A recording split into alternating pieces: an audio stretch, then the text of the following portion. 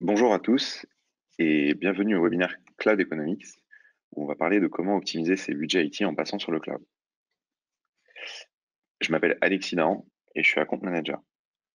Ça va faire 3 ans que je suis chez AWS et en 3 ans, j'ai travaillé avec un bon nombre d'entreprises, de la start-up à l'entreprise cotée, en passant par des entreprises du secteur public ou des entreprises de taille moyenne.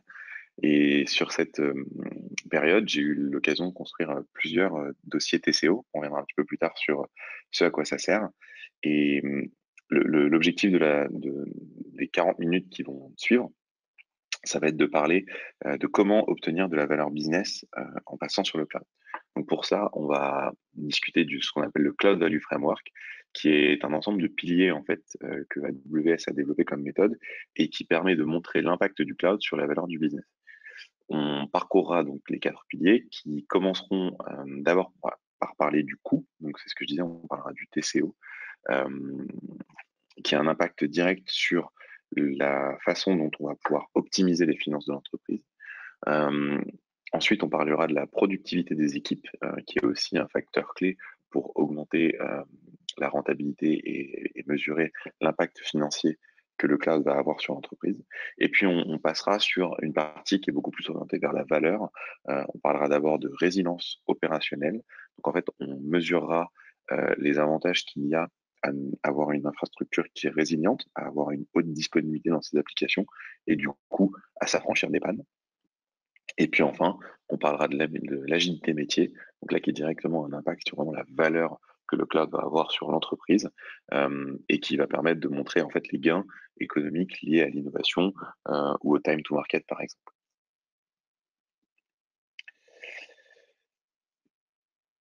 Sans trop attendre, on va commencer directement en rentrant dans le cœur du sujet. Et on va parler de la réduction du TCO. Donc pour parler de la réduction du TCO, la première chose à faire, c'est de le définir. Et le TCO, c'est le Total Cost of Ownership, qui se traduit en français par le coût total de possession, et qui représente le coût nécessaire à l'acquisition et au maintien en condition opérationnelle d'un environnement d'infrastructure informatique. Qu'est-ce que ça veut dire? En synthèse, c'est entre le moment où vous allez euh, avoir l'idée de créer une application et donc de l'infrastructure dont vous allez avoir besoin pour la soutenir, jusqu'au moment où vous allez le décommissionner, combien ça va vous coûter au total.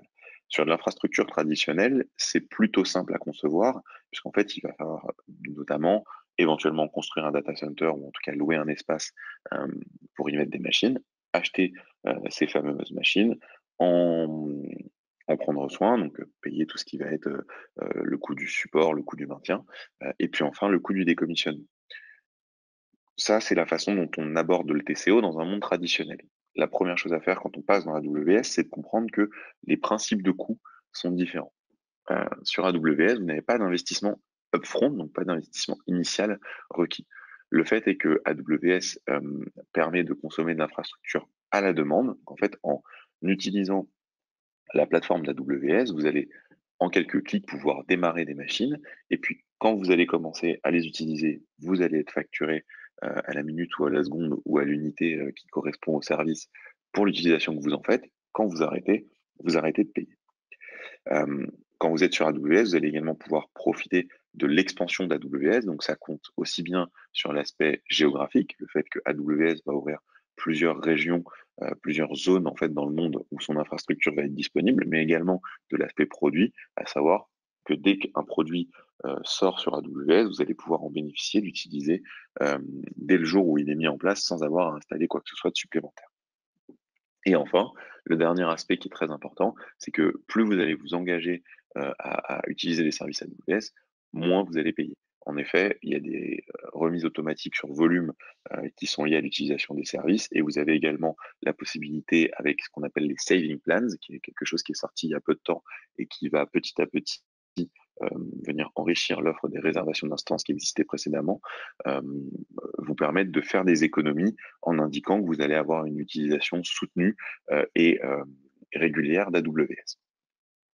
Donc, on parlait de TCO. L'objectif, c'est donc de comparer les TCO. Et pour ça, il faut comprendre comment ça fonctionne et où est-ce qu'elle est l'opportunité pour vous. On parle d'économie du cloud, la ligne que vous voyez en bleu, c'est globalement la disponibilité de votre infrastructure quand vous avez un data center traditionnel. Pourquoi c'est en marche d'escalier? Parce que vous allez faire un investissement donc initial qui va vous donner accès à un certain nombre de machines et cette capacité-là, elle va être disponible tout le temps où ces machines restent dans votre data center. Et puis, à un moment donné, vous allez l'augmenter puisque vous allez en avoir, votre business va augmenter ou parce que votre besoin en infrastructure va augmenter. Et donc, vous allez refaire un investissement qui va demander donc d'importantes dépenses et qui va vous permettre d'augmenter la disponibilité de votre infrastructure. Sauf qu'en réalité, la demande réelle, elle fluctue. C'est ce que vous voyez en gris. Elle est cyclique, elle est parfois liée à des pics en fonction de votre business. Si vous êtes un média, par exemple, vous allez avoir des moments où il y a énormément de personnes qui vont avoir besoin de consommer votre infrastructure, et puis des moments plus calmes comme la nuit où moins de gens regardent la télé. Et quand vous faites la planification de votre demande, bah forcément, vous lissez un peu la chose et ça ressemble en général à la ligne que vous voyez en verte, qui est souvent une ligne continue. Et du coup, l'opportunité du cloud, bah, elle est assez simple à comprendre. Lorsque votre consommation d'infrastructure, elle est plus petite que l'infrastructure dont vous disposez, bah, en fait, c'est clairement de l'argent que vous avez immobilisé et qui ne sert à rien. Votre machine, elle est dans votre data center, elle est inutilisée, elle peut être éteinte, voire parfois même allumée, et elle ne sert à rien. Et puis il y a pire, il y a le moment où en fait vous n'avez pas été capable de fournir l'infrastructure dont le client avait besoin. On y reviendra un petit peu plus tard, mais c'est souvent que là que la notion de résilience rentre en jeu. Vous avez un pic parce qu'il s'est passé quelque chose de génial dans votre business, vous avez fait un- un- une annonce marketing qui a attiré énormément de nouveaux clients et l'infrastructure de votre data center n'est pas arrivée assez tôt et du coup, vous n'avez pas pu servir vos clients. Et là, c'est un manque à gagner direct de business qui peut avoir des impacts très très forts. Quand vous passez dans le cloud, et notamment sur AWS, vous allez avoir une infrastructure qui s'adapte entièrement à vos besoins. Et du coup, vous serez non seulement plus jamais en surcapacité, ou en tout cas dans une surcapacité trop importante, donc vous ne gaspillerez plus d'argent, et surtout, c'est le plus important, vous ne manquerez plus jamais d'opportunités. C'est des choses qui chez AWS ont des noms comme l'autoscaling, par exemple, quelque chose de très très simple à mettre en place avec quelques clics, et à condition que votre application soit adaptée, en fait, l'infrastructure va suivre les besoins de l'application. Et en fait, rien que ce concept simple-là va vous permettre de faire des économies assez monstrueuses parce que si on regarde un petit peu les chiffres qu'on a pu glaner au fur et à mesure des études qu'on a fait, les économies qu'on va avoir en faisant ce type de migration va permettre d'avoir des réductions de coûts directs de l'infrastructure de 26 à 49%. En fait, ça, c'est lié vraiment au fait que vous allez avoir une infrastructure qui s'adapte aux besoins de votre entreprise, aux besoins de votre business, et non plus un business qui s'adapte à ce que vous avez dans votre data center. Ensuite, la typologie d'infrastructure et d'unités de compute, donc ce qui s'appelle EC2 chez AWS, est tellement variée et l'offre est tellement large chez AWS que vous allez pouvoir en fait adapter en fonction du besoin de votre application euh, et choisir le meilleur service disponible. Donc, par exemple, si vous avez une application qui demande énormément de mémoire, mais très peu de calcul. On a des machines qui sont dédiées pour ça et donc qui vont vous permettre d'optimiser le coût euh, en fonction de ça. Et dans un data center traditionnel, en général, vous avez des machines qui sont plutôt régulières, plutôt standardisées, pour justement être capable d'accueillir un maximum de workload. Nous, on va vraiment pouvoir euh, fine-tuner ou customiser vraiment en fonction du besoin euh, du client. Et puis, il y a le fait qu'AWS vous fait bénéficier des économies d'échelle. En effet, nous, notre métier, c'est de faire de l'infrastructure à l'échelle. Et donc, on a évidemment des fournisseurs avec lesquels on arrive à négocier des bons prix, parce qu'on achète non pas des centaines ou des milliers, mais des dizaines de milliers de machines par année, ce qui nous permet d'avoir des discounts plus forts au niveau des fournisseurs, voire même, dans certains cas, de fabriquer nous-mêmes notre propre puce, nos propres processeurs, et donc de pouvoir faire profiter de coûts très compétitifs. Alors comment ça fonctionne? Quand on regarde le AWS à l'échelle, si on regarde ce qu'on a demandé aux clients, tous les clients à qui on a parlé nous disent que globalement, ils ont 19% de réduction des coûts en passant sur AWS. Et en fait, ce qui est assez intéressant à regarder, c'est que plus on va rester en fait sur AWS, plus ces économies vont être importantes. C'est pour ça que les mêmes clients, quand on leur repose la question, après 3 ans, donc après 3 ans après avoir migré sur AWS, le chiffre est passé de 19% à 22,4%. Et si on regarde non pas juste le coût, mais vraiment l'aspect TCO, donc le fait de pouvoir aussi calculer les dépenses liées au cooling, donc au refroidissement, à l'électricité, etc. Ces chiffres montrent à 25,2%. Et plus AWS est gros dans l'entreprise, donc en fait, plus vous allez avoir une présence d'AWS forte, plus ces chiffres vont augmenter. Et c'est ce qui est traduit en fait dans le graphe le plus à droite. Les clients qui sont ce qu'on appelle all-in sur AWS, donc en fait, qui n'ont plus de data center, mais qui ont euh, intégralement du AWS dans leur entreprise, ils font des économies de TCO qui sont de l'ordre de 30%, 29,1% si on est précis. Donc en fait, quand vous commencez à adopter AWS, vous allez être autour de 19%, et plus vous allez y rester, plus AWS va grandir dans votre entreprise, et plus vous allez euh, en fait décommissionner des data centers, plus ce chiffre va augmenter. Donc voilà comment on fait des économies déjà à l'échelle en passant sur AWS. Rien qu'en migrant votre infrastructure sans y amener beaucoup de modifications, hein, vraiment en portant ce que vous avez dans votre data center et en le mettant dans AWS, les chiffres indiquent une économie de l'ordre de 30% quand on ferme l'intégralité de ces data centers. On vient de parler du coût, c'est important, mais c'est pas le seul impact que vous pouvez avoir sur la finance de votre entreprise. Il y a aussi la productivité des équipes. Qu'est-ce que ça veut dire la productivité des équipes? En fait, aujourd'hui, vous allez avoir des personnes qui s'occupent du data center. En fait, en général, quand vos ressources s'occupent les ressources que vous avez dans votre département informatique s'occupent d'un data center, mais ils vont devoir faire tout un ensemble de tâches qui sont ce qu'on appelle indifférenciées. En fait, aller par exemple racker un data center, une machine, donc devoir la prendre, la brancher, y mettre les câbles, l'électricité, la refroidir.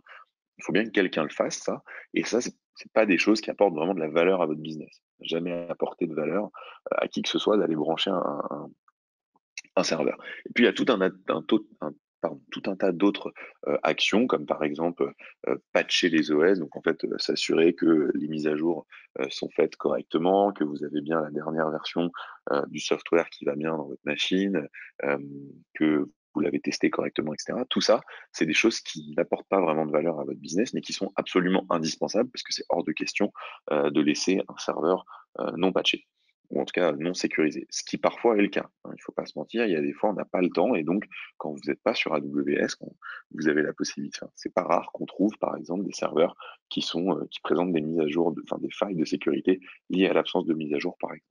Quand vous passez sur AWS, en fait tout ça c'est automatisé.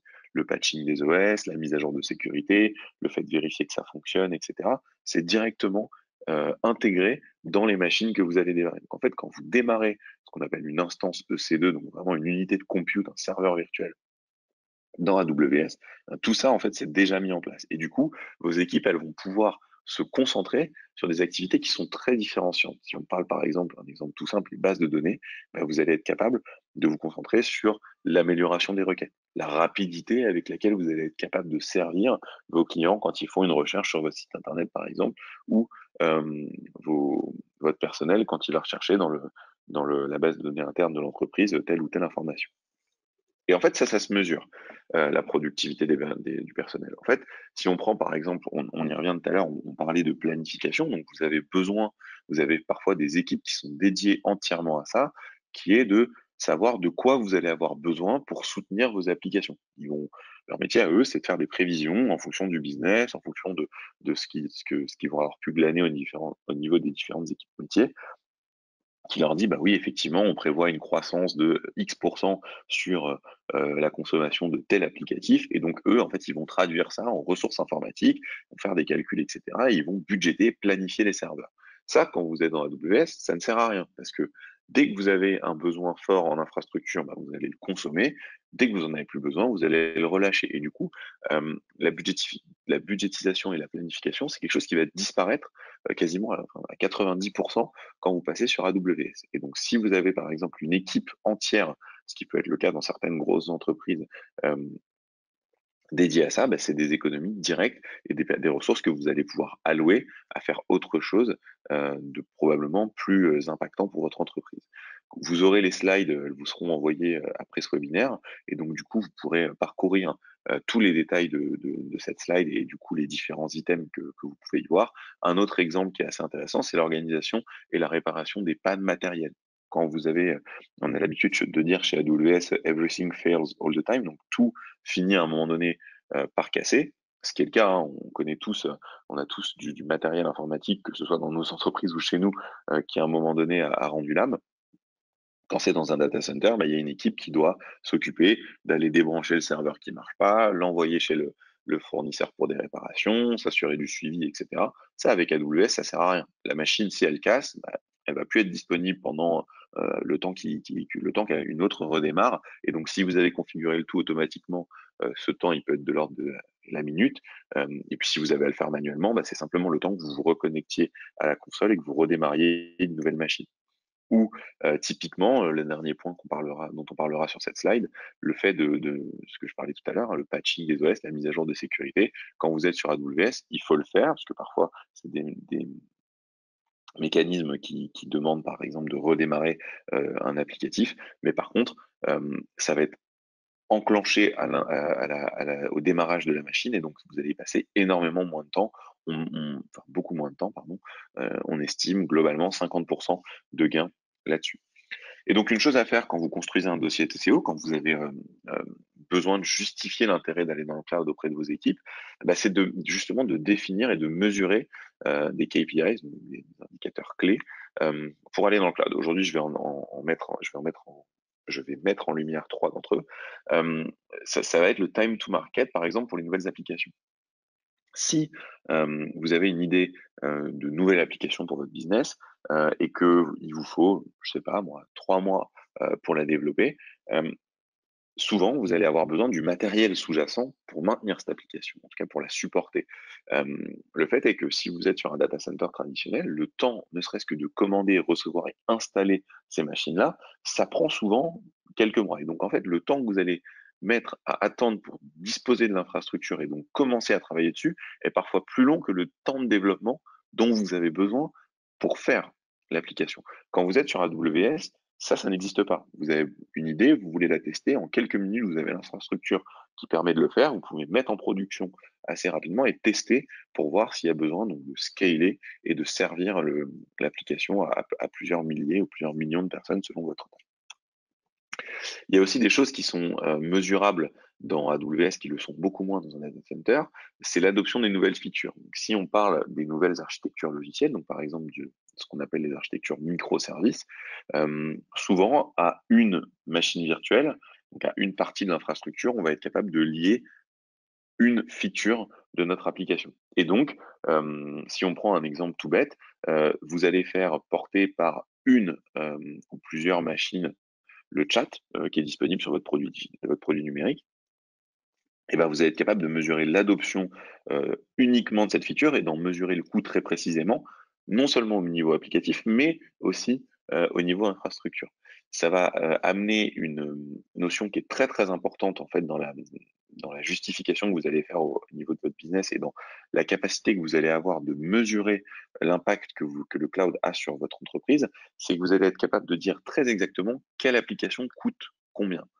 Donc du coup, vous allez aussi être en mesure de savoir si vous avez des applications qui sont super rentables parce qu'elles ont euh, une consommation très très faible en infrastructure, mais un rendement un rendement métier ou business très très très fort, ou à l'inverse des bonnes idées mais qui sont juste pas rentables parce que ben voilà, cet applicatif, ce produit qu'on a lancé il y a quelques années ou quelques semaines, il est génial, on a un super retour dessus, mais la réalité, c'est qu'en fait, bah, pour le maintenir, pour le faire tourner, ça coûte très très cher, et donc vous allez pouvoir décider soit de le décommissionner, soit d'y apporter des améliorations euh, pour être capable de savoir si c'est intéressant.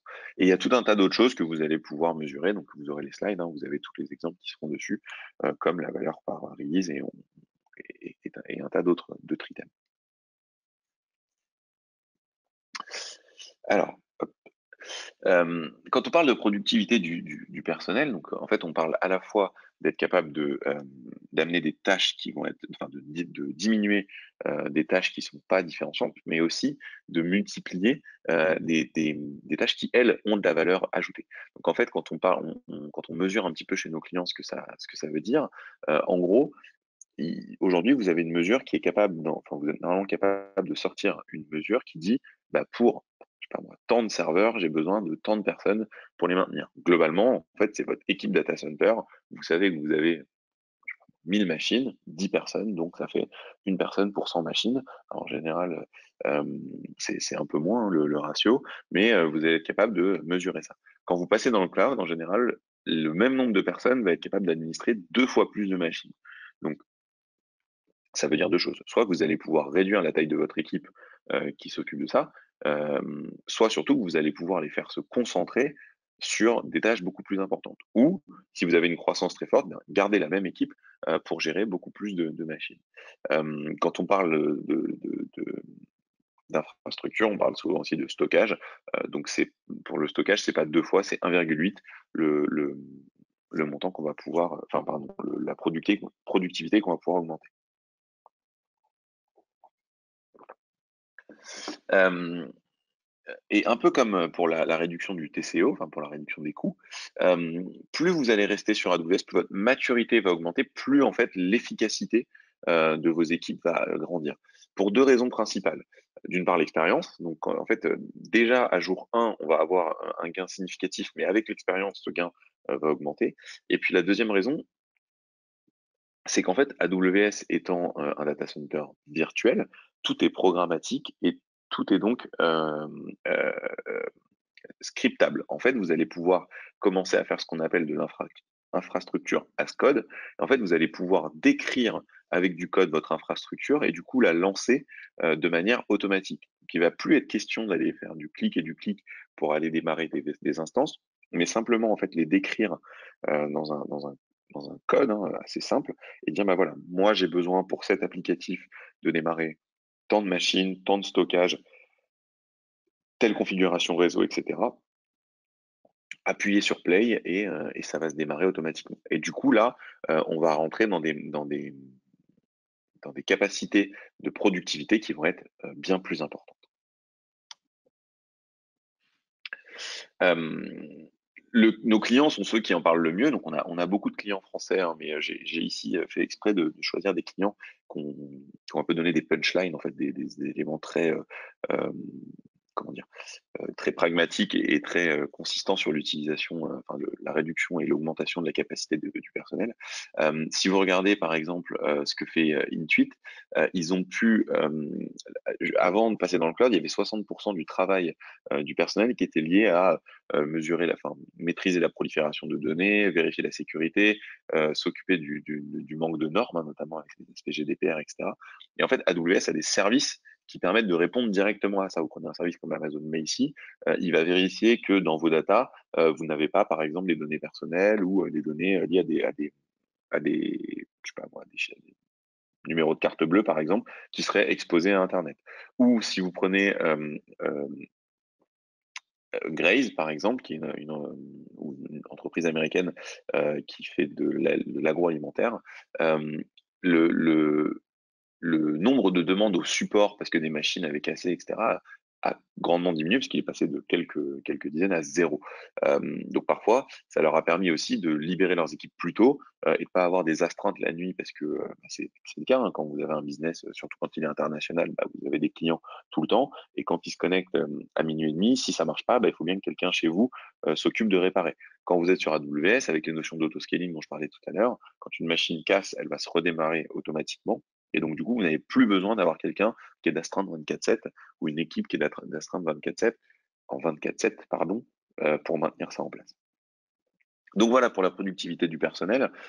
Et c'est très important parce que ça a un coût direct aussi sur l'entreprise hein, de deux façons. Le coût du personnel qui s'occupe de ça, hein, parfois c'est un coût qui est non négligeable, et aussi le coût qui est lié au fait que vous allez pouvoir euh, faire faire à vos équipes des choses qui sont plus intéressantes, plus différenciantes, et donc que vous allez faire monter en compétences des gens qui qui sont des talents dans votre entreprise et donc du coup pouvoir les garder et pouvoir capitaliser sur eux pour faire des choses qui sont différenciantes pour la qualité de votre business et de vos clients finaux. Donc ça, c'est plutôt ce qu'on a vu sur l'aspect coût, hein, donc la réduction du TCO, qui a un impact direct sur comment je diminue mes coûts de data center. La productivité des équipes, hein, on l'a montré, en passant dans le cloud, les équipes vont faire des choses beaucoup plus intéressantes, beaucoup plus différenciantes pour vos clients et augmenter leur productivité. Donc c'est clairement un impact sur le coût. Et maintenant, on va passer sur des choses qui ont plus un impact sur la valeur. Donc en fait, ça va être moins lié directement aux économies que vous allez pouvoir faire euh, sur votre bilan financier direct, mais plutôt sur ce que vous allez pouvoir gagner ou du moins ce que vous allez arrêter de perdre quand vous allez passer dans le cloud. Et le premier pilier pour ça, c'est la résilience opérationnelle. En fait, quand vous êtes bon, je vais donner un exemple direct. Beaucoup d'entre nous sont déjà arrivés sur un site internet ou un produit numérique et ont vu cette image-là. Il n'y a rien de pire aujourd'hui quand on a besoin d'utiliser un service, quand on est client, on a envie de consommer, d'aller acheter sur un site marchand ou de se renseigner sur un site d'information et qu'on tombe sur un incident en cours et que du coup, bah, on est désolé, mais on peut pas servir le client. C'est horrible. Et ça a un impact très fort. Souvent, c'est une perte de chiffre d'affaires direct. Si vous êtes un site marchand, bah, vous empêchez vos clients d'acheter, donc de vous donner de l'argent, et donc du coup, ça a une perte de chiffre d'affaires direct. Le deuxième, c'est un impact sur la réputation. Aujourd'hui, on est à l'ère du tout numérique. Les entreprises sont des entreprises digitales, entre guillemets, ou en tout cas numériques en premier. Et donc, quand vous n'êtes pas capable de servir vos clients, bah, vous donnez l'impression de ne pas être capable d'avoir une technologie résiliente. Et c'est pas du tout bon pour l'image qu'on va avoir de vous. Pire, si vous êtes une entreprise qui gère des données très euh, sensibles, hein, comme par exemple de la finance, bah, c'est embêtant parce qu'on se dit s'ils sont pas capables de maintenir un site internet up, enfin du moins disponible, comment ils vont faire pour garantir que ben, mon l'argent qui est sur mon compte en banque, par exemple, qui va pas disparaître du jour au lendemain ou qu'il va pas y avoir un bug qui va faire que je vais perdre, je sais pas, moi, 30% de mon capital en quelques minutes. Et puis il y a la troisième partie, c'est qu'est-ce qui se passe si c'est grave? Imaginez que vous êtes un acteur du secteur public ou un hôpital, par exemple, et que vous avez une panne sur un applicatif qui sert directement à maintenir des gens en vie ou en tout cas euh, à donner de l'information capitale pour la santé ou le bien public, bah, ça peut être très très gênant c'est le moins qu'on puisse dire pour ce genre de choses.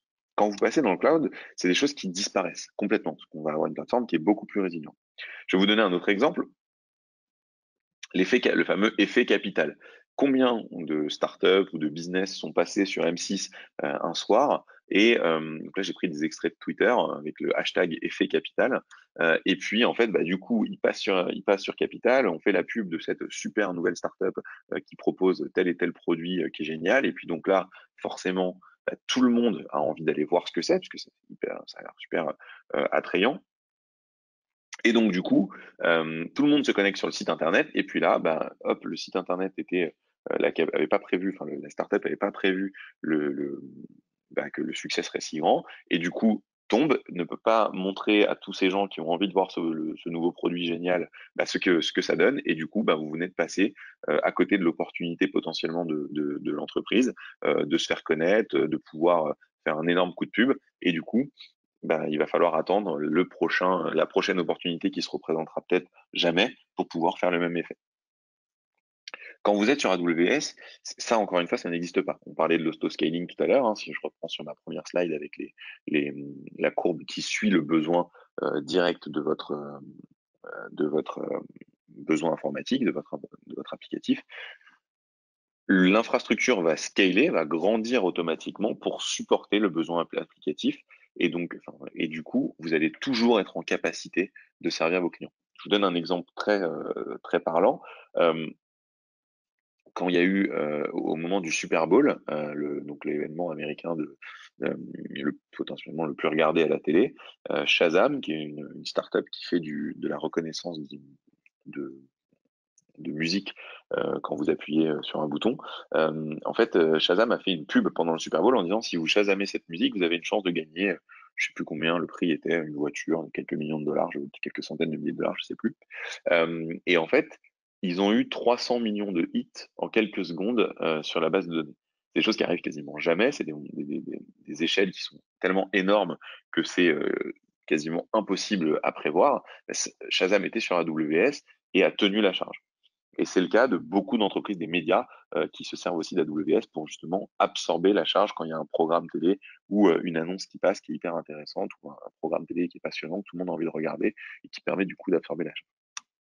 Donc ça, ce chiffre, hein, tout ça, on estime à 1,5 à 2,5 milliards de dollars le coût annuel lié à l'indisponibilité des 1000 plus grosses entreprises du monde.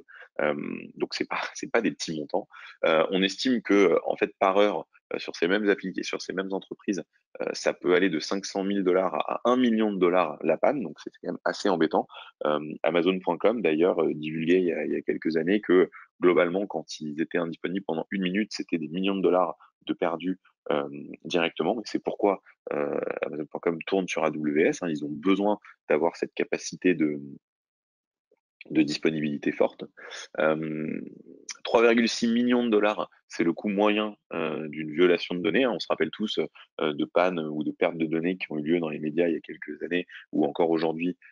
Et puis dans un monde aujourd'hui où la guerre se fait surtout de manière numérique, c'est important de pouvoir protéger ces données. Et puis c'est encore une fois, je le disais, si vous êtes une banque par exemple, c'est très important de pouvoir garantir la pérennité des données de vos clients. On estime qu'un enregistrement perdu, donc une ligne qui s'est envolée dans une base de données ou qui a été volée, c'est 141 dollars.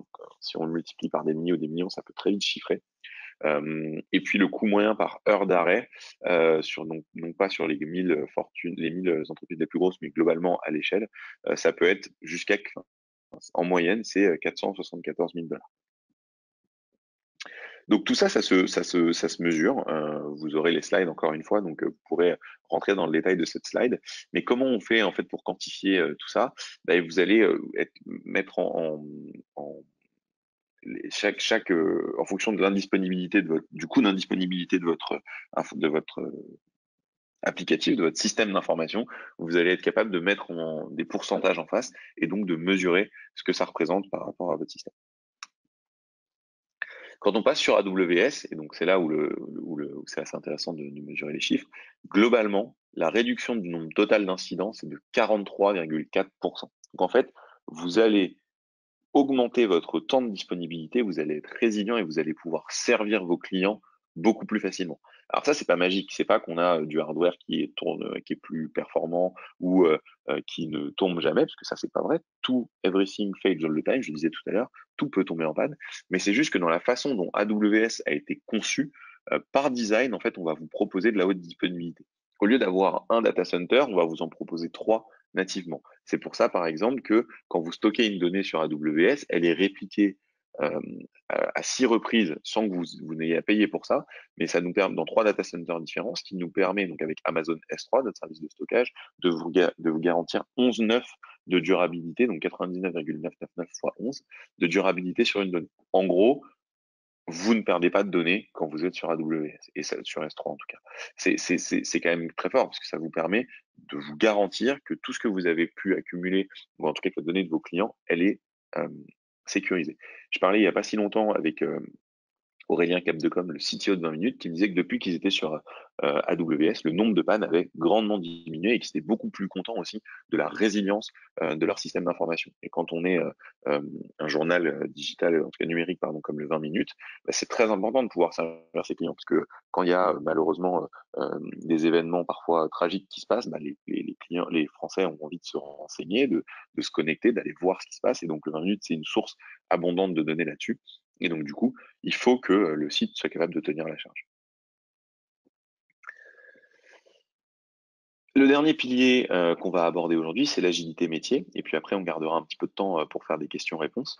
Euh, Effectivement, quand on parle de valeur, donc il y a la capacité à être résilient, à proposer de la haute disponibilité, puis il y a aussi la capacité à être innovant, à proposer plus de services à vos clients. Et donc, il y a un mécanisme que j'aime bien. Il y a Joi Ito, qui est le patron du Media Lab au MIT, donc qui est plutôt une entreprise, une université assez connue aux États-Unis. Il dit que si on veut augmenter l'innovation, il faut diminuer le coût de l'échec. En effet, si ça coûte pas cher d'essayer, bah, vous allez pouvoir essayer, essayer, essayer, et puis de l'essai, va finir par sortir le succès, le bon produit qui va vraiment faire l'adoption et le carton de votre entreprise. Chez AWS, en fait, on a une ADN, enfin, l'innovation est vraiment ancrée dans notre ADN. Quand vous utilisez AWS, très souvent, très régulièrement, enfin, même de manière quotidienne, on va sortir des nouvelles features et des nouveaux services qui vont vous permettre d'améliorer votre système d'information. C'est un paradigme, un parallèle que j'utilise assez souvent. Quand vous avez un data center, quand vous allez vous coucher et que vous revenez le lendemain, au mieux, il n'a pas bougé. Quand vous êtes sur AWS, quotidiennement, vous allez avoir des nouveaux services, des nouvelles features que vous allez pouvoir intégrer dans votre système d'information. Je donne un exemple. En 2017, on a sorti Amazon Recognition, qui est un service de reconnaissance d'image. Donc, en fait, vous allez envoyer une image, il va vous dire ce qu'il y a dedans. Euh, Aujourd'hui, fabriquer ça dans votre entreprise, ça coûte cher, ça demande des data scientists, ça demande une expertise que vous n'avez peut-être pas. Si vous êtes client AWS, vous vous levez un matin et vous pouvez, en quelques calls d'API, donc des choses assez simples, euh, euh, envoyer une image et retourner ce qu'il y a dedans. Donc, vous pouvez construire des produits sur cette base-là, et c'est ce qu'a fait par exemple The Take aux États-Unis ou My Little Paris en France. Et puis AWS, c'est aujourd'hui pas que de l'infrastructure. C'est vrai que j'ai axé ma présentation là-dessus pour vous donner des exemples concrets et des comparaisons avec les data centers. Mais la réalité, c'est qu'aujourd'hui, on a plus de 160 services. Et depuis la semaine dernière, on a eu notre conférence annuelle qui s'appelle Reinvent. Il y en a beaucoup plus que ça, qui parcourent à la fois donc l'infrastructure, comme on en parlait, mais également des services de sécurité, des services de base de données, des services de machine learning, comme Recognition dont je parlais, des services d'analytics comme EMR ou Redshift, hein, qui sont Redshift est un data warehouse manager.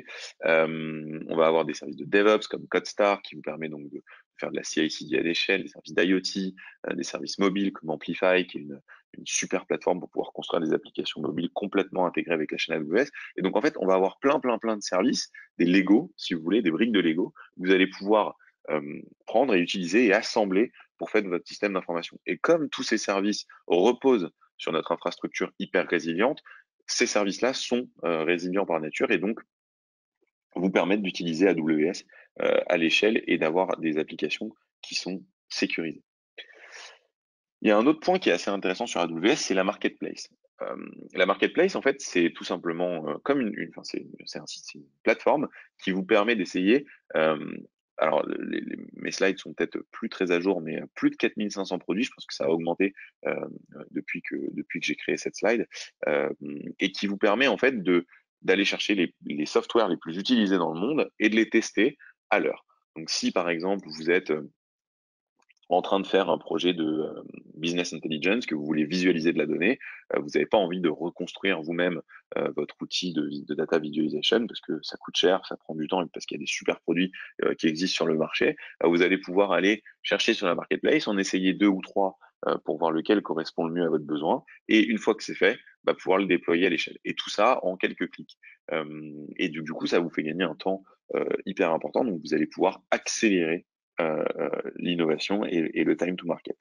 Et quand on fait une analyse sur ce que ça donne chez nos clients, on remarque que globalement, c'est presque 20% d'augmentation d'agilité que vous pouvez avoir. Donc en fait, vous allez être beaucoup plus rapide dans la mise à disposition des nouvelles fonctionnalités à vos utilisateurs, ce qui fait que vous allez pouvoir tester plus rapidement, du coup améliorer plus rapidement, tuer ce qui n'est pas quelque chose, qui n'est pas une bonne idée, ce qui n'a pas fonctionné, et améliorer là où vos clients vous font un retour positif. Et pour finir, du coup, je vous donnerai des exemples assez concrets là-dessus, hein. Donc, j'ai eu l'occasion de travailler avec Bonduel. À l'époque, le CTO, c'était Rodolphe Sadio. Je crois qu'il est plus là-bas maintenant. Mais ils avaient un projet de mise en place de data visualization, justement. Donc, c'était la première fois qu'ils faisaient un projet de cette échelle-là. C'était leur premier projet dans le cloud. Et ce qui s'est passé, c'est qu'en fait, ils ont réussi à tester, enfin, entre le moment où ils ont eu l'idée et le moment où ils ont mis en production à l'échelle, il s'est passé moins de 3 mois sur l'intégralité du cycle de déploiement du produit et du service. Et ça, c'était une première en fait dans la DSI de Mondial, d'aller aussi vite dans la mise en place d'un produit et d'une innovation. Et ça a fait un effet super positif, c'est qu'en fait, la DSI, qui parfois peut être vue comme un bloqueur parce que bah, ils mettent du temps pour des raisons qui sont très justifiables, hein, ils vont mettre du temps euh, à pouvoir déployer des services, pour les raisons que j'expliquais notamment tout à l'heure. S'il vous faut 6 mois pour récupérer votre hardware, bah, c'est compliqué de mettre en production rapidement. Là, ils vont devenir beaucoup plus agiles et donc parfois ils vont aller plus vite même que les métiers, ce qui font qu'ils vont être capables de proactivement proposer des améliorations technologiques qui vont, elles, aller augmenter la capacité de l'entreprise à délivrer des pardon, à délivrer des nouvelles features pour les clients.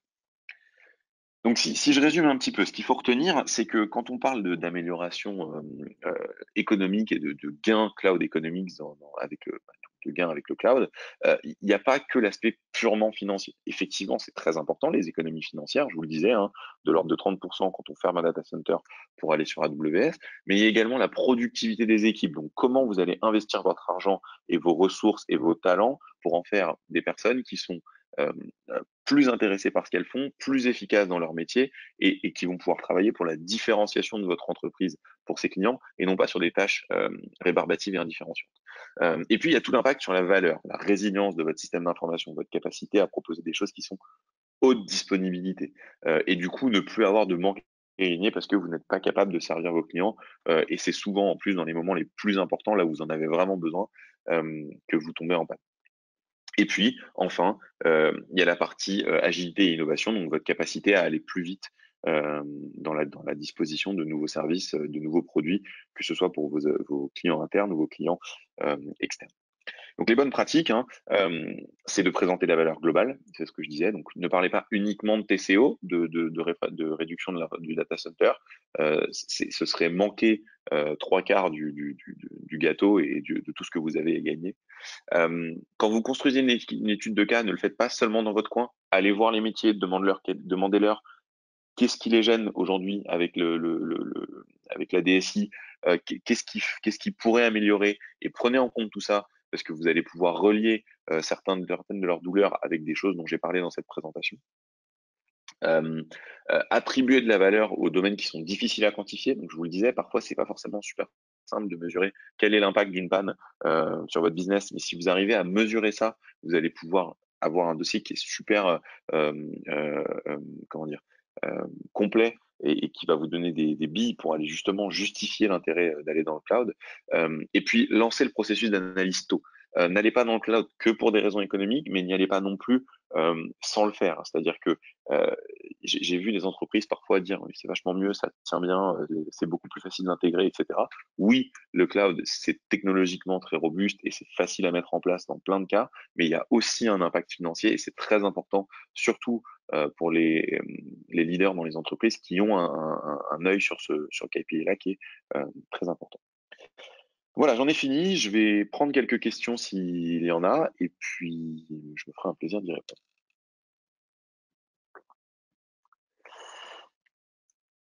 Alors, on commence par combien de services avez-vous sorti en 2018? Alors effectivement, oui, mes slides ne sont pas super à jour. J'ai pas le chiffre exact, c'est pour ça que je l'ai pas mis. Il me semble qu'on était autour de 1900. Je ferai en sorte que quand vous obtiendrez cette présentation, le chiffre soit mis à jour. J'ai une question. euh, Bonjour, il serait intéressant d'évoquer le Well Architected Framework. En effet, bien que l'excellence opérationnelle soit évoquée, les autres piliers sécurité, efficacité, des performances, fiabilité peuvent être présentés en détail ou directement. Effectivement, alors j'ai pas le temps de tout parcourir et puis j'ai l'excellent Thomas Barandon qui va me suivre dans quelques minutes et qui va pouvoir lui en parler. Mais on a quand vous passez dans le cloud, nous on est là pour vous accompagner et dans AWS on a développé tout un tas de méthodes dont le Well Architected Framework que Jean-Bastien vient de mentionner.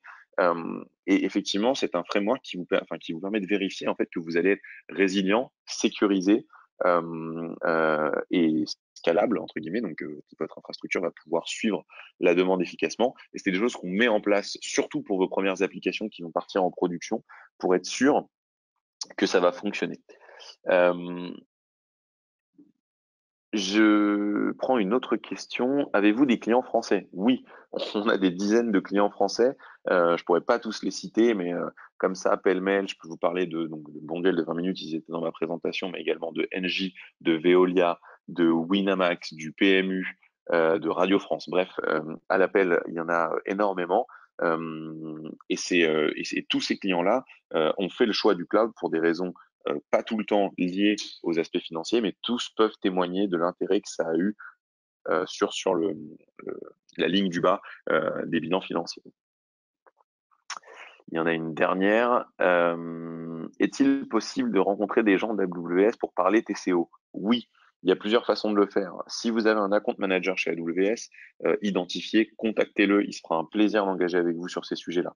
Si vous n'en avez pas, vous pouvez aller sur le site directement, demander à être contacté. On répond toujours quasiment dans les 48 heures et on vous recontacte pour vous aider à faire ça. Et puis sinon, le 1er ou le 2 avril, on a le Summit de Paris, donc on vous enverra également et puis c'est dans les liens que j'affiche après. On a notre grand événement en France où tout AWS sera présent, en tout cas les AWS France. Vous verrez nos clients qui témoigneront et vous pourrez parler directement avec des gens d'AWS qui vous aideront dans vos démarches. Voilà, ça fait un peu plus de 50 minutes qu'on est ensemble, 46 minutes pardon qu'on est ensemble, donc il va falloir que je vous laisse. Je vous remercie de m'avoir écouté. J'espère que ça vous a permis d'y voir plus clair sur la façon dont on envisage les économies dans AWS. Je vous ai mis tout un tas de liens et de ressources sur lesquelles vous allez pouvoir vous appuyer pour faire le travail de votre côté. N'hésitez pas à nous contacter. Encore une fois, merci et une excellente journée.